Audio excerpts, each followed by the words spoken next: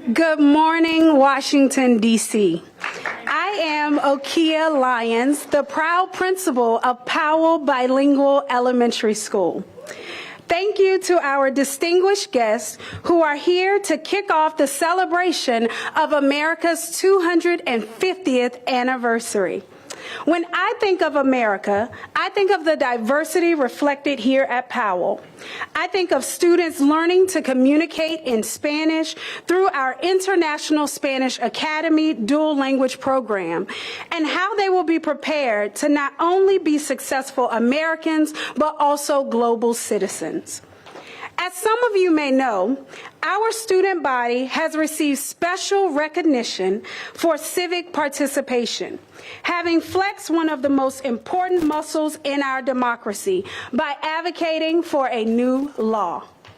Our students' advocacy resulted in the redback salamander becoming the district's official amphibian.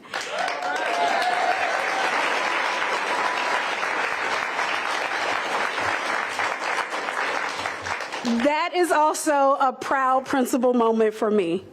Some of those student activists are here with us today, and you'll see a fun reenactment of their journey in just a few moments. I'd like to thank Mayor Bowser for choosing Powell to launch this important initiative that recognizes how each and every one of us contributes to the American story.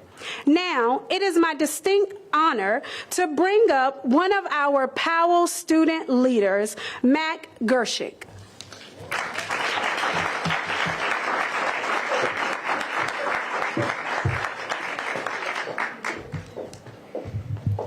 Good morning.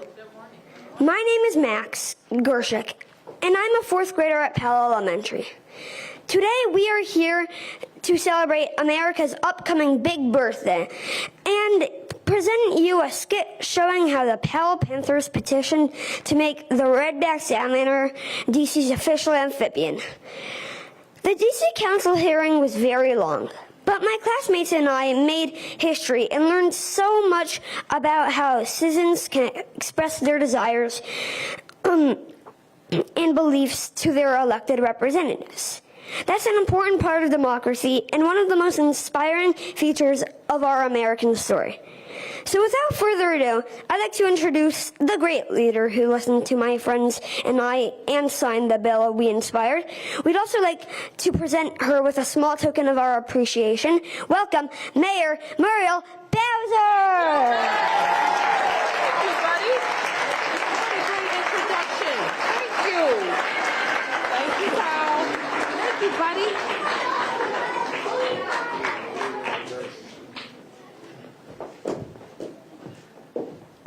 Let's give Max a big round of applause.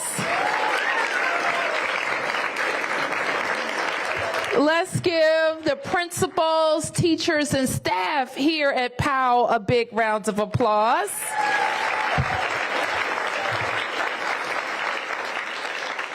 And I also want to give all of the students here at Powell a big round of applause. Give yourselves a big round of applause.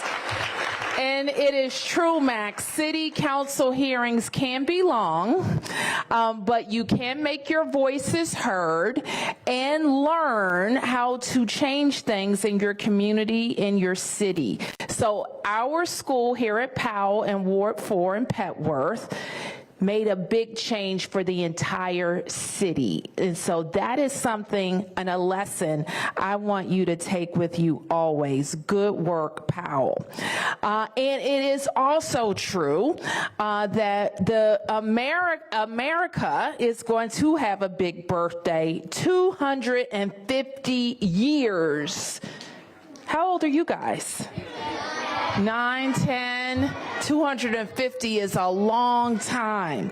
And we're also very, very privileged to be joined by a leader in our nation who has been chosen to lead across America to make sure that we are celebrating our 250th birthday. Now, next year, not 2025, but 2026 is our year to celebrate. and the chair of the celebration activities across the United States of America is Rosie Rios. Give Rosie a big round of applause.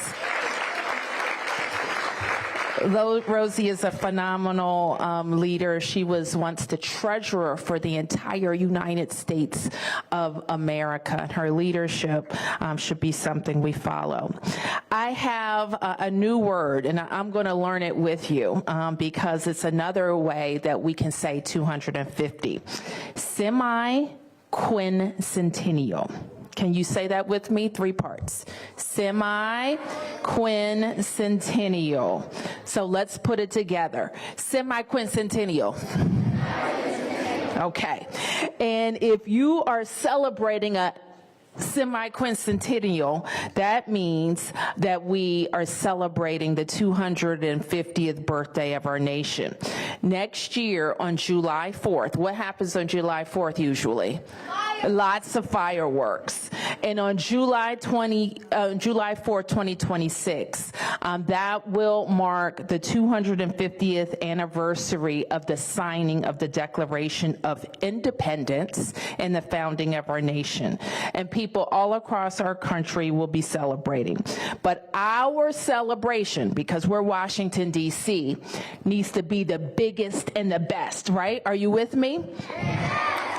And we know that of all of the city, what makes Washington, D.C. special is our people across all 8 wards, and especially our young people.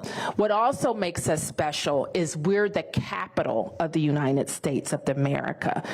So that's where the Congress meets, the Supreme Court meets, and where the president lives. And the reason, as has already been mentioned, that we chose Powell to introduce our commission members who are going to be Washingtonians who serve on our commission, and their commissions meeting in states all across America to talk about how we're going to celebrate. But we came here because you inspired us so much with your action. You had an idea, you wanted to advocate for it, you came up with a bill, you sent it to the council, you testified in hearings, and because of your hard work, the red-backed salamander is our official amphibian. So we're very proud of you. So you also may imagine that throwing a big party for thousands of people is a big task. But in Washington, D.C., we welcome visitors for big events all the time. And we have a great group of people that aren't only going to make this a party, they're going to make it an educational experience. And they're going to make it open and inclusive for people of all ages and backgrounds and across all 8 wards. So I want to recognize the great Washingtonians who have said yes to volunteering on this commission and leading their expertise to our presentation for you. And some of them have joined us today. And let me start by recognizing a woman who was my predecessor when I represented you guys in the Ward 4 council member. She was the Ward 4 council member too. And now she's serving on this commission. Dr. Charlene Drew Jarvis. Thank you, Dr. Jarvis, for being here.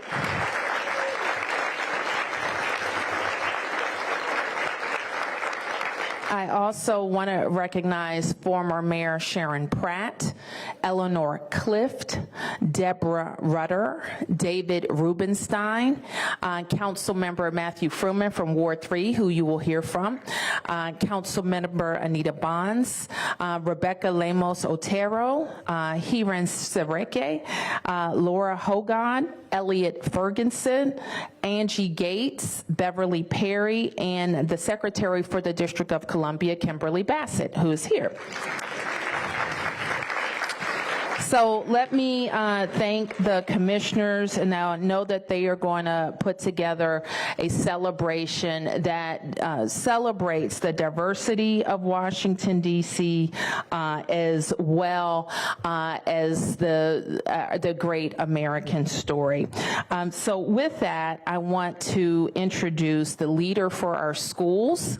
The Chancellor of Schools is the person responsible for making sure you have everything you need here at POW, that your teachers are supported, and that all of the staff has what they need, and that everything that you're learning is exciting, challenging, and fun, and that when you come to POW, you know that you are loved and respected.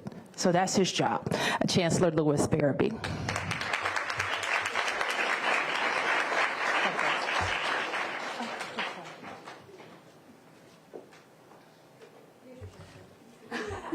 Ariana, did I take your job? Sabina, sorry about that, but let me turn it over to you, our great POW student, Sabina. Good morning, my name is Sabina and I'm a proud fourth grader here at POW Elementary. Vamos Panteras! Vamos Panteras! Our school accomplishments of getting the redback salamander named the official amphibian of Washington, D.C. is so fitting when you learn about this interesting creature. The redback salamander is a small but mighty amphibian that plays an important role in the health of our ecosystem. And likewise, I know Mayor Bowser and all the leaders here today agree that every Powell student plays an important role within the DC Public Schools ecosystem and our great city. It is my pleasure to introduce one of these leaders and present them with a Powell souvenir. Please welcome DCPS Chancellor Dr. Louis D. Ferebee.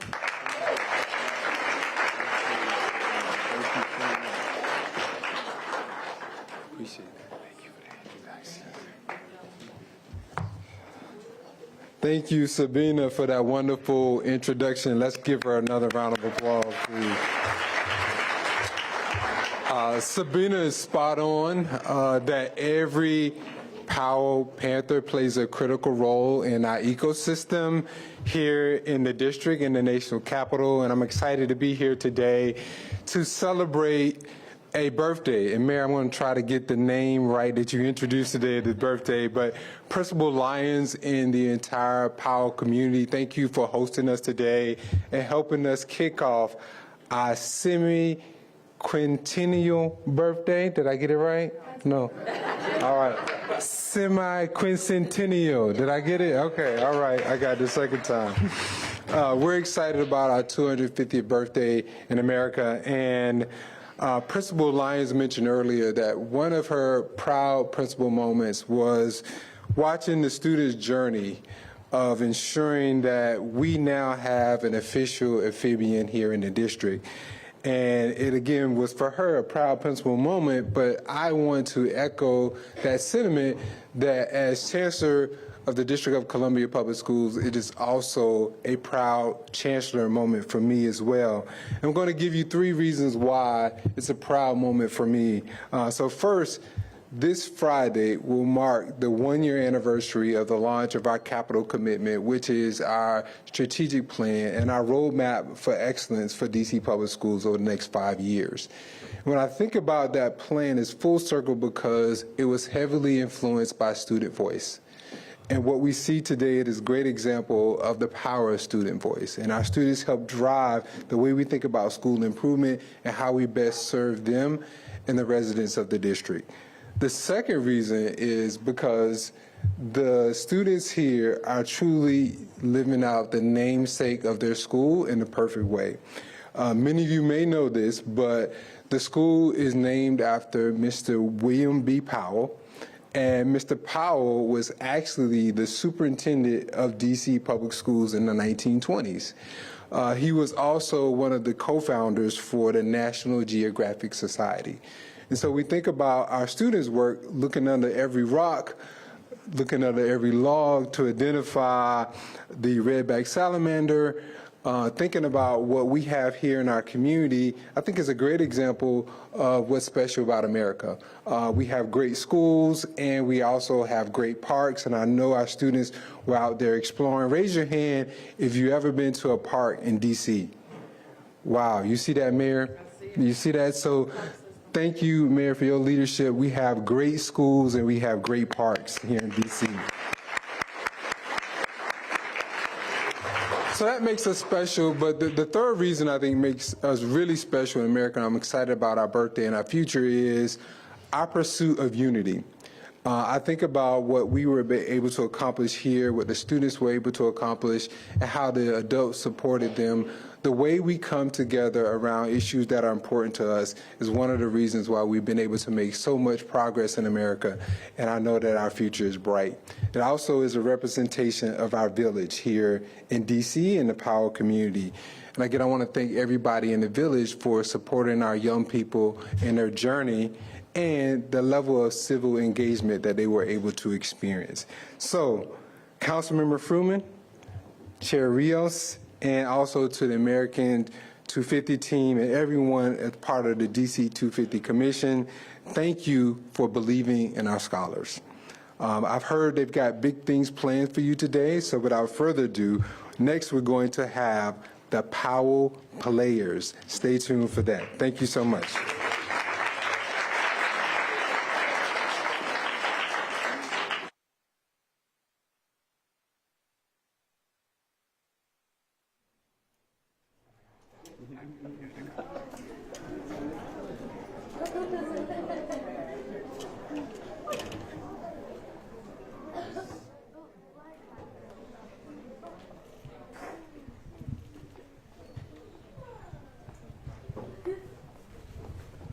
Remember, you already got my vote, but we've talked and you have to convince at least 6 more council members to vote for this bill before it becomes a law.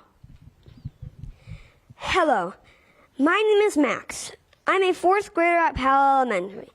I think the redback salamander should be the official amphibian of Washington, D.C. Let me tell you a story. In a pandemic, it was boring, so we went herping. That's looking for reptiles and amphibians. Hola, mi nombre es Ariana. Yo creo que la salamandra de espalda roja debería ser el anfibio oficial de DC porque mantiene la fertilidad del suelo y ayuda el crecimiento en las plantas en el bosque.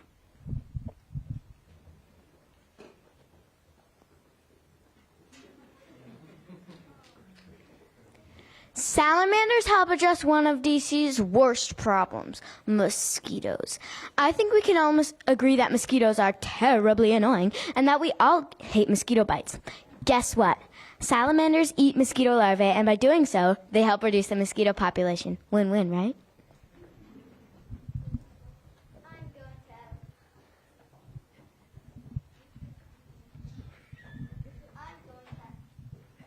I'm going to ask just one question, and I'm going to ask it of you, Max, because you've been a ringleader in all of this. Max, why should we choose the redback salamander over the eastern spotted newt? Well, the salamander's red stripe helps them camouflage in the environment. Also, my family has never seen an eastern red-spotted newt, and that's all. I want to thank everyone who has testified today. Council members, are we ready to vote? All in favor of Bill 25-811-Redback Salamander Official Amphibian Designation Act of 2024, say aye.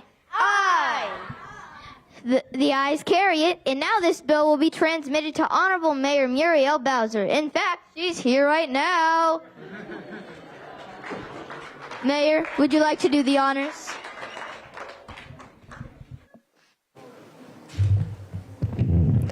As I always say, DC is the best city in the world. Nothing demonstrates more than these bright, civically engaged young people who will carry on the torch of democracy for another 250 years as DC leads the way. So with that, let's sign the bill making the redback salamander our city's official amphibian. This case is dismissed.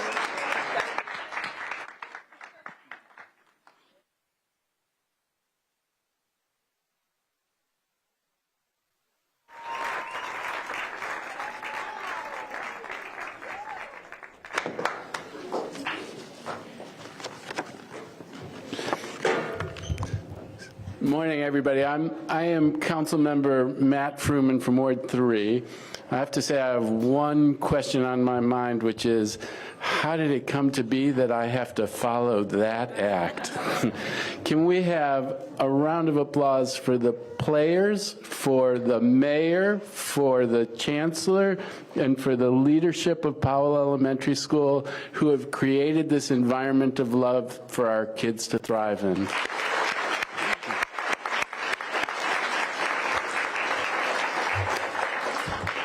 I have to say I am so excited to be here at the launch of DC250. I might be the oldest person in this room, but when I was not that much older than these guys, I was in high school. In 1976, we had the bicentennial celebration. Easier to pronounce, round number 200, and it was something amazing. Millions of people came to Washington, D.C. to celebrate the 200th anniversary of the country. And now, in 2026, for the 250th anniversary, millions of people will come here to celebrate the 250th anniversary of our country.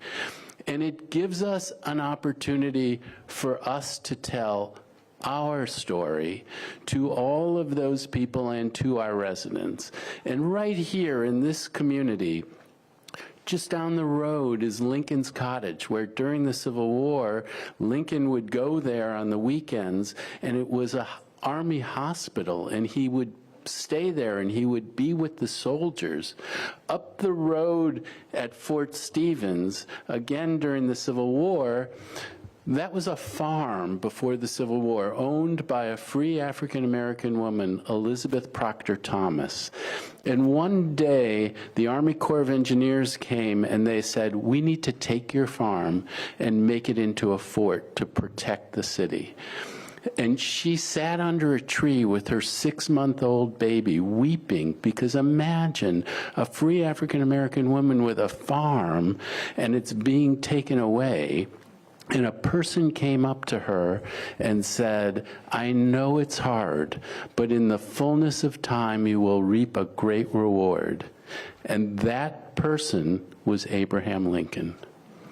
And Elizabeth Proctor Thomas was part of the defense of the city. If you go up to Fort Stevens, go, take your families, look at the placards that are up. There's a picture of the Civil War veterans, and in the center, in a place of honor, is Elizabeth Proctor Thomas, that woman whose farm it was. Now, she was supposed to get a great reward. She was maybe compensated at some point. She went on to be thought of as the mayor of Brightwood, and so she had a great life. Years later, at a time when the Klan was on the rise in this country, the National Association of Colored Women's Clubs said, how do we answer this rise in the Klan? And they created a holiday, Lincoln Thomas Day, that was celebrated at Fort Stevens and became celebrated in the African American community all around the country, where on the day of the issuance of the Emancipation Proclamation was read in African American schools around the country.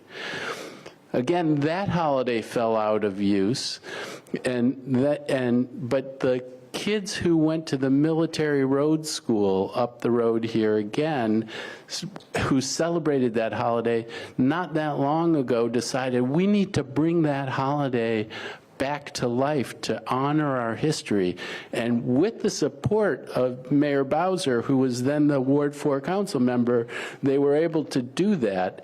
And the beauty of that story, from the connection between Lincoln and Thomas in this community, to the National Association of Colored Women's Clubs answering the Klan, to the Military Road School Preservation Trust honoring their history right here in this community, we tell the story of America.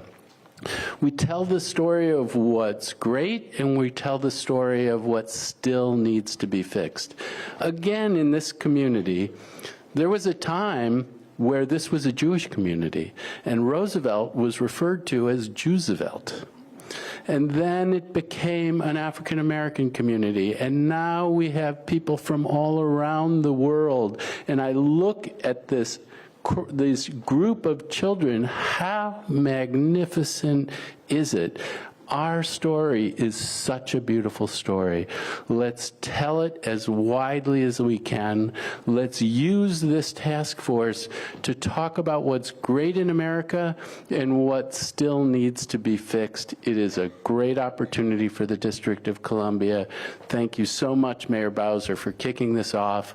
And I'm going to turn it over to Rosie Rios, who leads America 250 more broadly, not just here in the District of Columbia. And Rosie Rios' story is another one of those stories that tells just how wonderful of a country this is and warns us about the things we need to preserve. Rosie Rios, her father was an immigrant from Mexico, raised 9 children, all of whom went to college. Went on to be a great leader in the business world, the treasurer of the United States of America, and now the chair of the America 250 effort. Her story is the story of America. Welcome, Rosie Rios. Thank you, Ms. Rios, for everything that you do.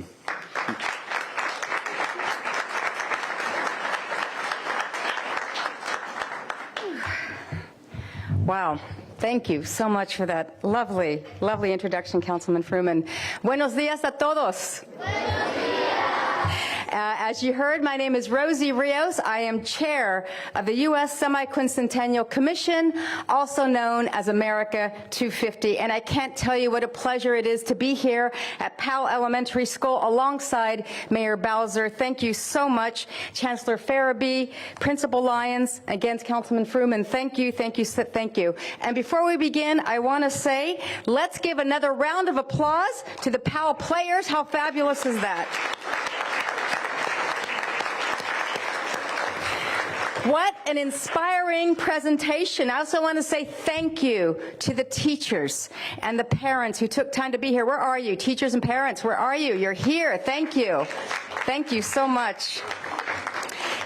I mean, look, seeing all of you here today, it really reminds me that we are here to lead the nation's 250th anniversary, and the spirit of democracy is here. It is alive and well. Now, for those of you who may not be familiar with America 250, we were established as a congressional commission by legislation in 2016 to plan and orchestrate the 250th anniversary of the signing of the Declaration of Independence. This is when we declared our independence from Great Britain and established ourselves as the oldest democracy in the world. Our goal is to have this be the largest and most inspiring observance in our nation's history, and it's already begun. There is nowhere more fitting to discuss our national commemoration than here in Washington, D.C., the heart of our democracy. This is truly a grassroots effort.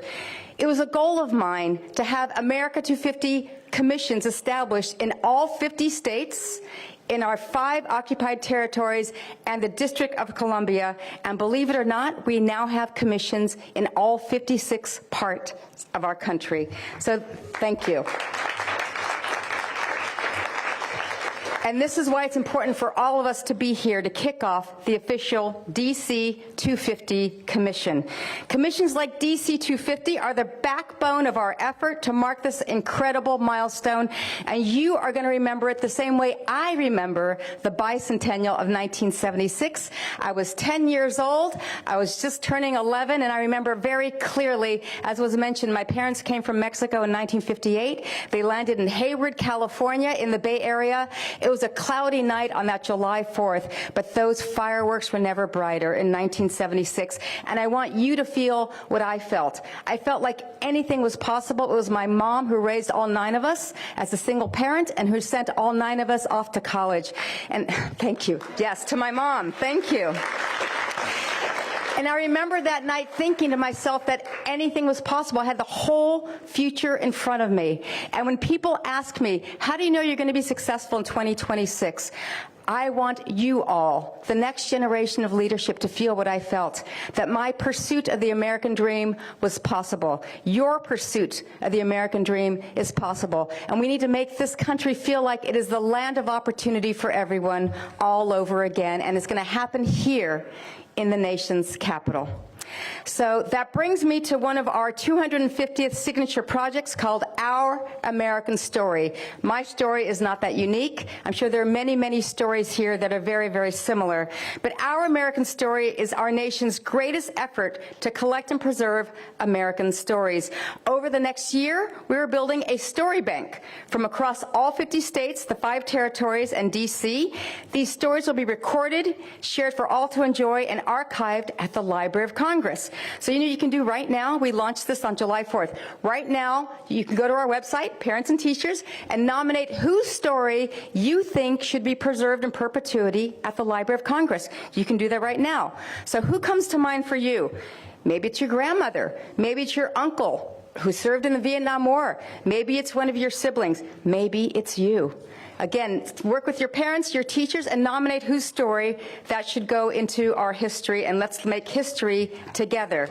America 250 is also mobilizing another program called America Gives, which will be the largest year of service ever recorded by one country, not just the U.S., by any country on earth. It's a very ambitious goal, but we're going to do that. We're marking that for calendar year 2026. We're mobilizing communities using the 2 federally recognized days of service. First one is MLK Day in January. The second federally recognized day of service is 9/11.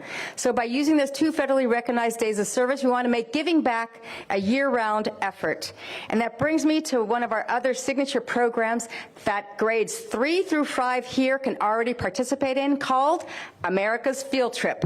America's Field Trip is a national student competition for grades 3 through 12 who get to answer the question, what does America mean to me? You can submit an essay. You can submit a piece of art. Where are my 3rd through 5th graders? Are they here? Are they here? Work with your parents. Work with your teachers. You can already submit now. Go onto our website, america250.org, with your teacher, with your parents, and submit your essay, your piece of art. Because here's the beauty of what happens.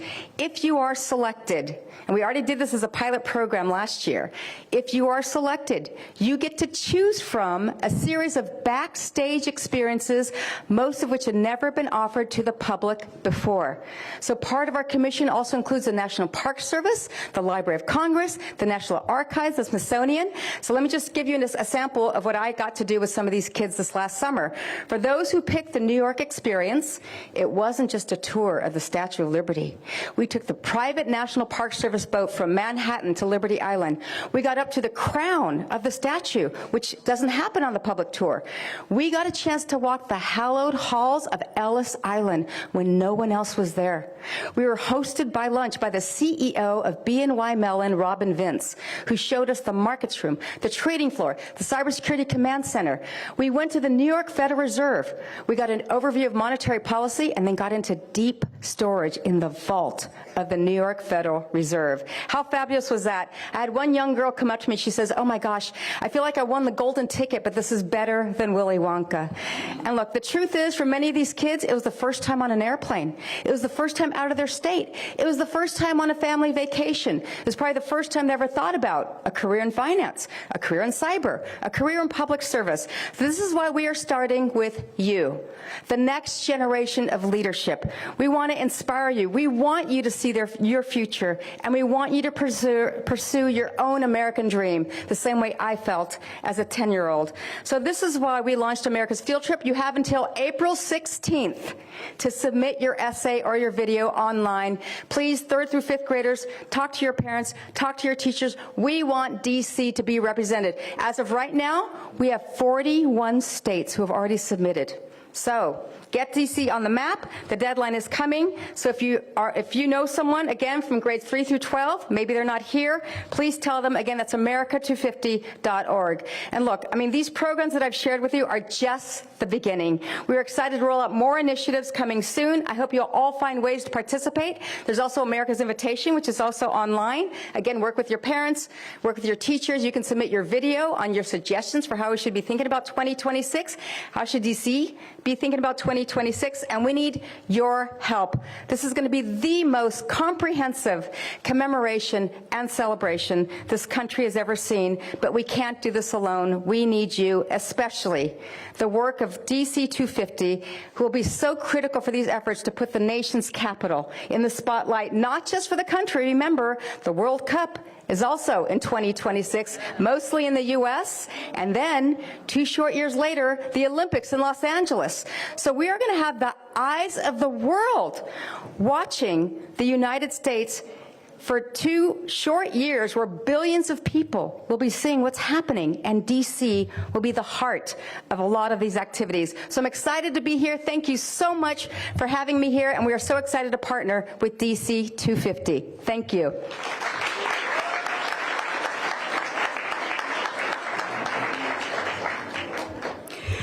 Thank you, Chair Rios. It has been an absolute honor to host America 250 and now DC 250 here at Powell. As you saw from the talent of my students, I can certainly say our future is in good hands with the next generation, who will continue our great traditions and create their own American stories. For our press in the room, please proceed out the back doors where escorts will take you to our library, where the mayor and her leadership team will take questions. Powell students, please remain seated until everyone else has exited.